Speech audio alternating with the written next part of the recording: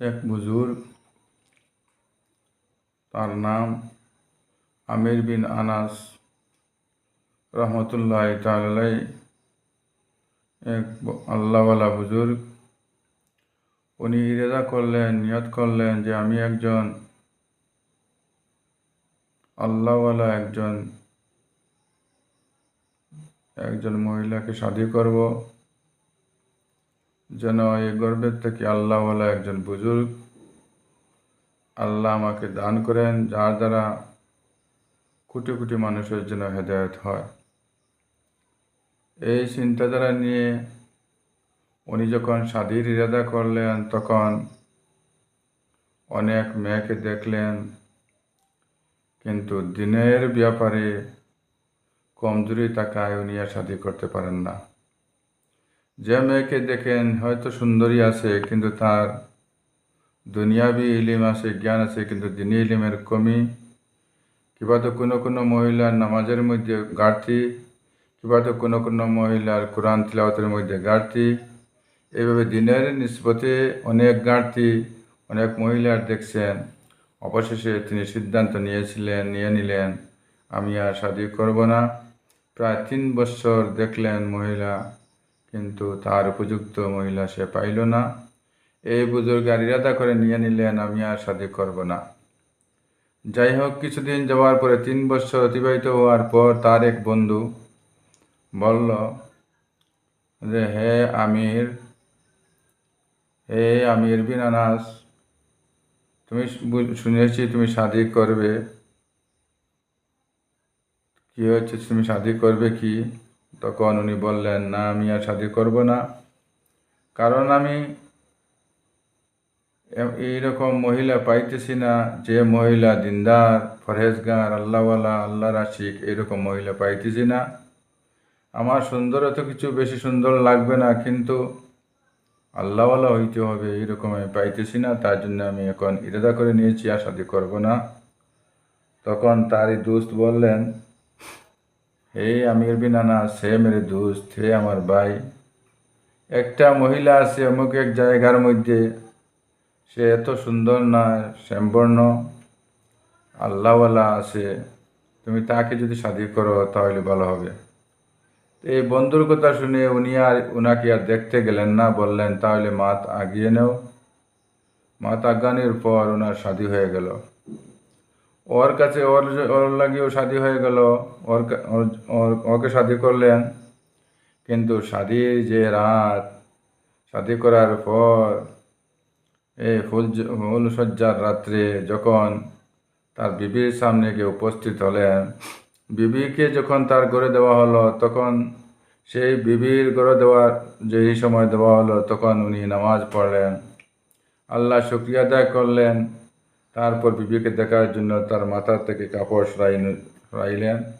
সরাইয়া দেখিয়ে অস্তম্ভিত হয়ে গেলেন যে উনি, বন্ধু তো বলল শ্যামবর্ণ, এত খারাপ না, এত কালো না, এত ফর্সা না, কিন্তু বন্ধু তো ভালো বলল, তার চেয়ে এত নিকৃষ্ট, যে এত কালো, এত কালো এবং এত বস্ত্র সুন্দর নাই, সুরত এত নাপসন্দ, কোনো একটা গঠন ঠিক নাই, ওকে নিয়ে আমি জীবন কীভাবে করব?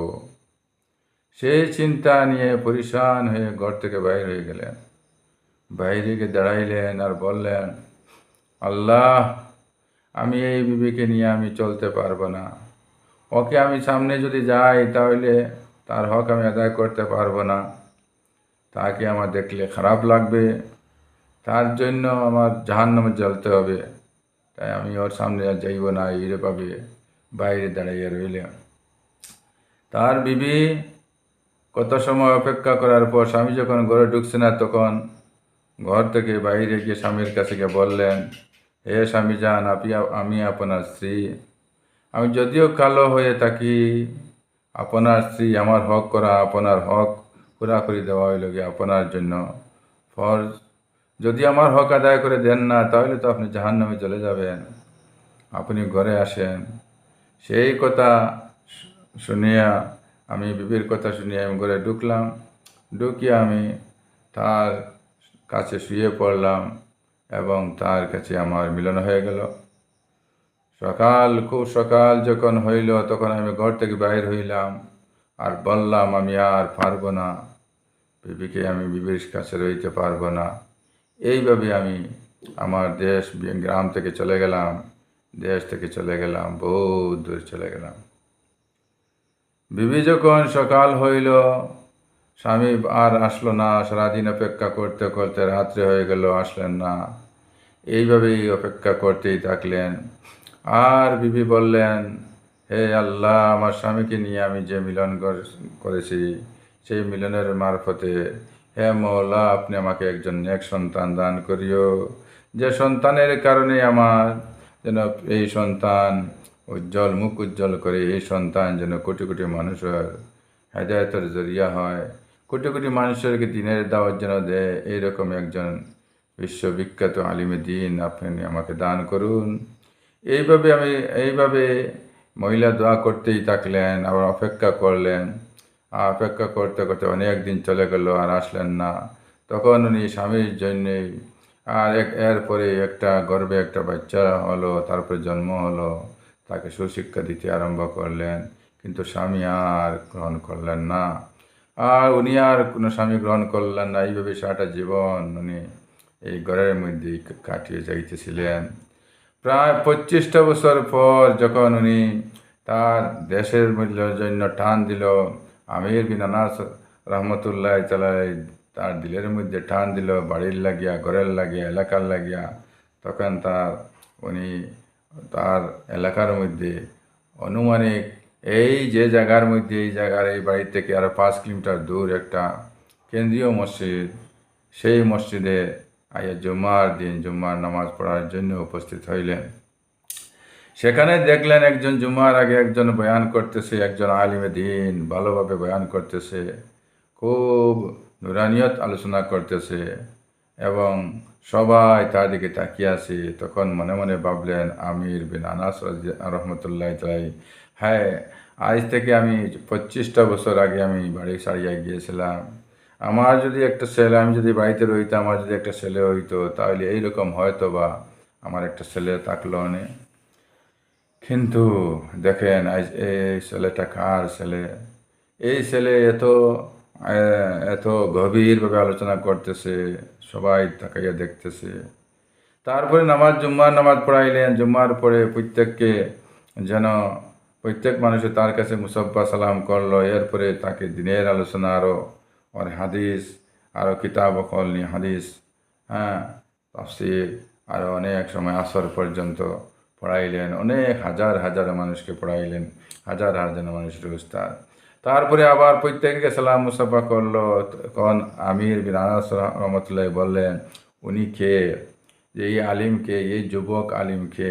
বলে, উনি আমাদের এলাকার বিখ্যাত আলিম, বিশ্ববিখ্যাত আলিমে দিন। উনি যুবক, আল্লাহর বহুত মায়ার মাহবুব পেয়ারা।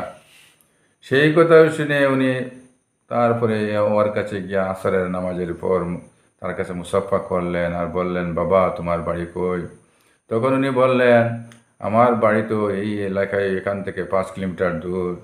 হ্যাঁ, আপনি কে? চিনি না। বলে, আমি একজন মুসাফির, পরদেশি মুসাফির।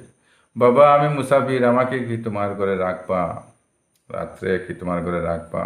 তখন বললেন, এই ইমাম সাহেব বললেন, মোল্লা সাহেব বললেন, ঠিক আছে, আমার তো ঘরের মধ্যে আমার একজন মা আছে, তার ইজাজত ছাড়া আপনাকে আমি ঘরে ঢুকাইতে পারবো না। তবে চলুন, আপনাকে নিয়ে যাই, আর সেখানে গিয়ে দেখবো যে আপনার ইজাজত নিয়ে ঢুকাইতে পারি কি না। তারপরে সেই গ্রামের দিকে রওনা দিল। তার গ্রামের দিকে রওনাইতে সময় এই মুসাফিরও দেখলেন যে এই গ্রামটিতে পরিচয় লাগতেছে, সেই গ্রামটা তো আমার বুঝতে হয়েছে। এরপরে তার বাড়ির দিকে যখন সে রওনা দিল, এই ইমাম সাহেব তখন এই এই মুরব্বী মানুষ, এই আমার বিন আনাস, উনিও বললেন, এটা তো আমার বাড়ি লাগে, পরিচয় হইতে লাগে। তখন গিয়ে উঠানের মধ্যে যখন গিয়ে আসিলেন, তখন বললেন, মৌলা সাহেব, এই বাড়িটা কার? এই বাড়িটা তো আমার পরিচয় লাগতেছে, এই বাড়িটা কার? বলে, এটা তো আমার বাড়ি। আচ্ছা, আপনি এখানে দাঁড়ান, আমি ঘরের মধ্যে যাই, গিয়ে আমার মার ইজাজত নিয়ে আসি। মাকে যখন ঘরে গিয়ে ঢুকে বলেন, মা, একজন মুসাফির, সে তার রইবার কোনো ব্যবস্থা নাই, আমি নিয়ে এসেছি, সে বলছে আমরা এখানে থাকবে, এখন আপনার ইজাতের জন্য আসছে। তখন মা বললেন, আমরা তো 2 রুম, ঠিক আছে, 1 রুমের মধ্যে বেটা তোমার নিয়ে আমি থাকবো, আর 1 রুম মুসাফিরের জন্য আমি পরিষ্কার করে নেই, বিছনা করে নেই। এই বিছনা করে দিয়ে বললেন, ঠিক আছে, তুমি তাকে নিয়ে ঢুকাও, আমি রান্না পাকাইতেছি, তার জন্য খানার ব্যবস্থা করতেছি।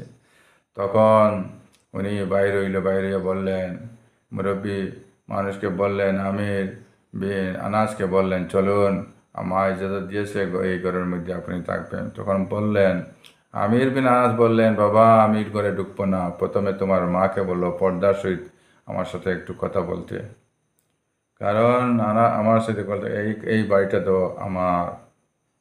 তখন তার মাকে সে বলল, বলার সাথে সাথে মা পর্দার সহিত বাইর হইলেন, পর্দার থেকে আলাদাভাবে কথা বললেন যে এই বাড়িটা তো হয়তো আমার, আমি বুঝতেছি এটা আমার বাড়ি, দেখতেছি আপনারা খেয়ে বা এখানে কীভাবে আসলেন।